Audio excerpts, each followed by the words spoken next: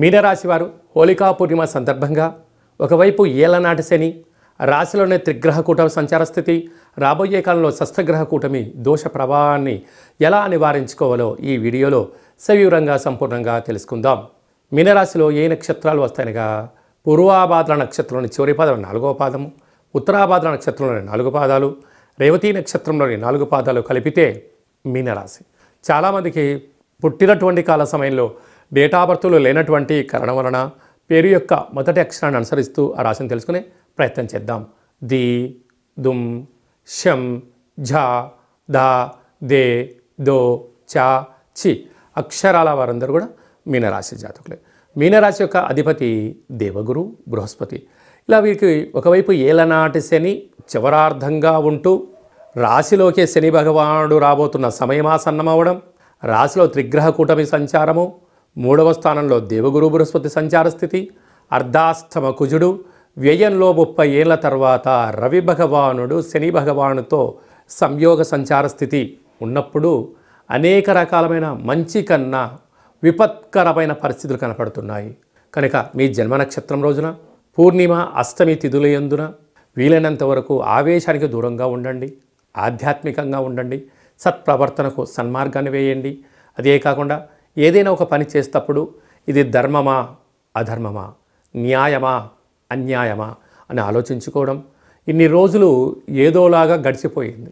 కానీ వ్యయంలో 30 సంవత్సరాల తర్వాత శని భగవానుడు, రాశిలోనే మూడు గ్రహాలు, షష్ఠగ్రహ కూటమి రాశిలోనే రాబోతుంది అనగా రాబోయే కాలము గడ్డు కాలం ఉంది అని చెప్పి బాగా గమనించాలి.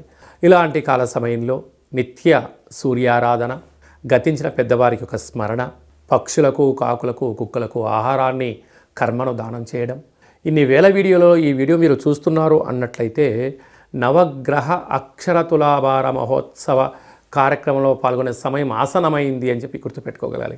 భగవంతుని స్మరించడం, ధ్యానించడం, తులాభారంలో పాల్గొనడం వలన గ్రహాలు తృప్తి చెంది మీరు అనుకుంటున్న విద్యలో, ఉద్యోగంలో, విదేశీయానంలో, ప్రయాణ కార్యక్రమాల్లో అన్నింటా విజయం మీనరాశి వారి సొంతం కాబోతుంది.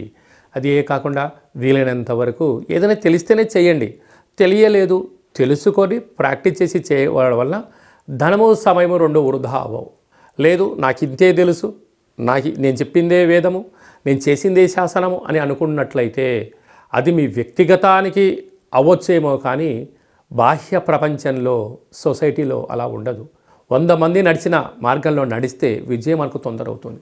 నేను కొత్తగా రోడ్లు వేస్తాను, నేను కొత్తగా ప్రయోగాలు చేస్తాను అంటే కొంతకాలం తర్వాత మీరు ఏకో నారాయణ ఒంటరి వారు అయిపోయే పరిస్థితి ఉంటుంది.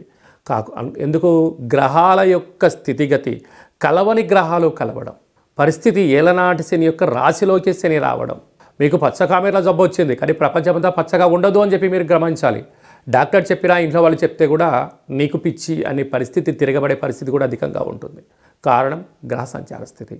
కనుక వీలైనంత వరకు పుస్తక పఠన, ఏకాగ్రత, ఆసనం, ధ్యానం, సత్సంగము, జనాలతో ఎప్పుడు మమేకం అవ్వడం వలన, ఆనందంగా మీరు ఉండడం వలన అనారోగ్యాన్ని దూరం చేసుకుంటారు. లేకపోతే దీర్ఘకాలిక వ్యాధులతో మీరు అనేక రకాల బాధలతో సతమతమవుతూ ఉండే పరిస్థితి ఉంటుంది. హోటల్ వ్యాపారస్తులు, నీటి వ్యాపారస్తులు, అలాగనే స్వయం వృత్తులు, సేవ రంగాలు, సాఫ్ట్వేర్ హార్డ్వేర్ రంగాల్లో ఉండబడిన వారు, మోటివేషనల్ స్పీచ్ ఇచ్చేటువంటి వారందరికీ కూడా చాలా నోరు అదుపులో ఉంచుకొని చేయగలిగినట్లయితే మంచి కాలం ఉంటుంది. తొందరపడకు అని చెప్పి జ్యోతిర్విజ్ఞానం తెలియచేస్తుంది.